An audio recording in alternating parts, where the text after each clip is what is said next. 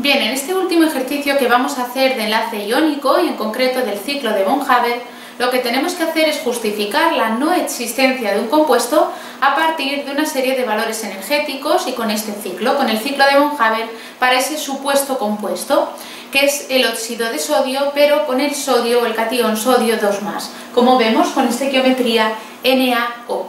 En concreto, el enunciado dice lo siguiente: justificar mediante el ciclo de von Haber la no existencia del compuesto NaO con cationes Na2+ y oxígeno O2-, suponiendo que su energía reticular fuese del orden de la del óxido de calcio, que es de menos 3.525 kJ/mol. Bien, lo que vamos a hacer es plantear el ciclo de von Haber para este compuesto y luego vamos a ver cuál es el valor que no tenemos, el que debemos calcular o la única incógnita que nos queda, y en base al resultado de esa incógnita vamos a ver o a intentar justificar por qué no es posible la formación de este compuesto, o por lo menos no es probable. Bien, lo primero que vamos a hacer es plantear la formación del óxido de sodio +2, del NaO, a partir de sus elementos en estado natural.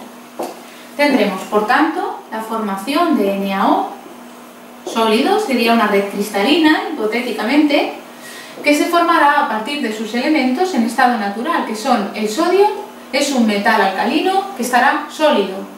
El oxígeno es un gas diatómico, O2. Para ajustar esta reacción debemos poner aquí un medio. ¿Cuál es la energía implicada en este proceso, en la formación de un compuesto a partir de sus elementos en estado natural? Pues es la entalpía de formación, delta de HF.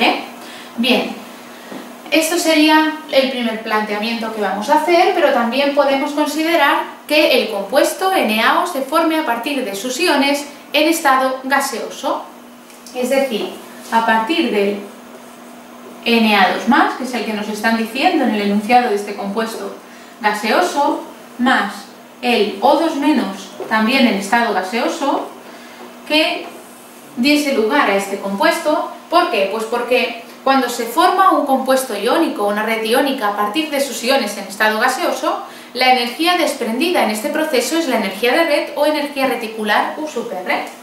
Por eso recordemos que siempre planteamos primero esta fórmula de aquí, esta ecuación de aquí, y después planteamos esto otro.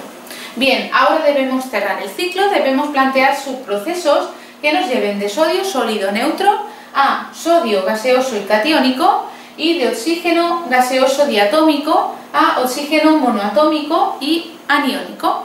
Bien, ¿cómo lo vamos a hacer? Bueno, tenemos el sodio en estado sólido, vemos que nos da la energía de sublimación del sodio. La sublimación es el paso directo de sólido a gas. Por tanto,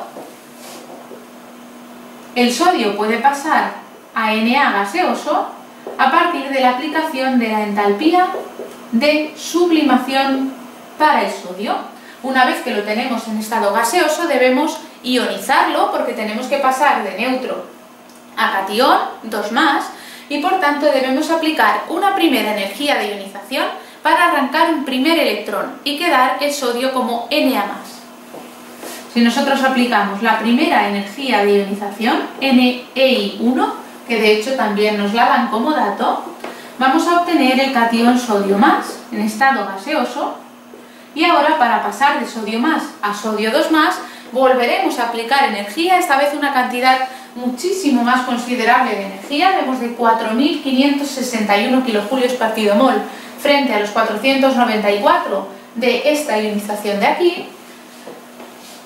Por tanto, tendremos la energía de ionización 2 para pasar de sodio+ a sodio 2+.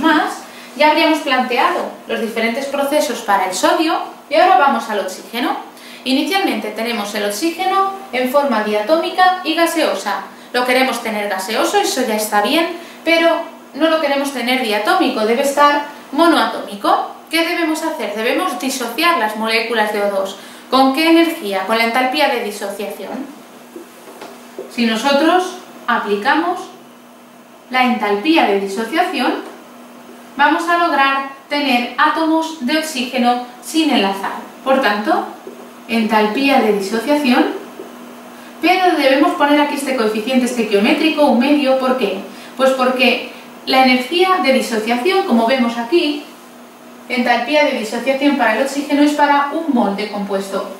No tenemos 1 mol, tenemos medio mol y por tanto vamos a necesitar la mitad de la energía y multiplicaremos esa energía por 1/2. Bien, una vez que tenemos los oxígenos como átomos libres en forma gaseosa, tenemos que ionizarlos, tenemos que pasarlos al anión O2-. En un primer paso pasará de átomos de oxígeno neutros a átomos de oxígeno a aniones O-1 gaseosos, y en este proceso, en el paso del oxígeno neutro al oxígeno -1, se implicará la afinidad electrónica 1. Recordemos que cuando un átomo capta un electrón, la energía implicada en ese proceso recibe el nombre de afinidad electrónica.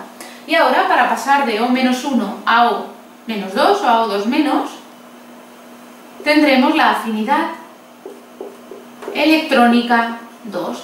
Tanto la afinidad electrónica 1 como 2 del oxígeno, tal y como vemos aquí, son valores negativos que implican que se desprende energía cuando el oxígeno capta ese electrón, porque se trata de un proceso energéticamente favorable. Bueno, ya hemos planteado el ciclo de von Haber para nuestro proceso, para el hipotético compuesto NaO, y lo que vemos, o vamos a observar, cuál es la incógnita en este ciclo. Pues la energía de sublimación nos la están dando como dato. Nos están dando las dos energías de ionización, aquí las tenemos. Esta también nos la están dando, la entalpía de disociación del oxígeno, y las dos afinidades electrónicas también nos las dan, y la energía reticular no es que nos la den, pero nos están diciendo que supongamos que es del orden de la del óxido de calcio, de menos 3.525 kilojulios partido mol. Por lo tanto, vamos a considerar como si la energía reticular también fuese un dato del que disponemos. La única incógnita va a ser la entalpía de formación, ¿de acuerdo? La entalpía de formación es nuestra única incógnita. Así, esto es lo que vamos a querer calcular. ¿Y cómo planteamos ahora la ecuación a partir del ciclo de von Haber? Pues sabemos que la energía a través de este paso tiene que ser igual a la suma de las energías implicadas en los diferentes pasos por el otro camino del ciclo, que es todo este de aquí. Así lo que hacemos es decir que la entalpía de formación del compuesto es igual a la entalpía de sublimación del sodio, delta de H sub para el sodio, más la energía de ionización del sodio, la 1, más la energía de ionización 2 del sodio, más 1/2 de la entalpía de disociación del oxígeno, más la afinidad electrónica 1 del oxígeno, más la afinidad electrónica 2 del oxígeno, más, por último, la energía reticular de este hipotético compuesto.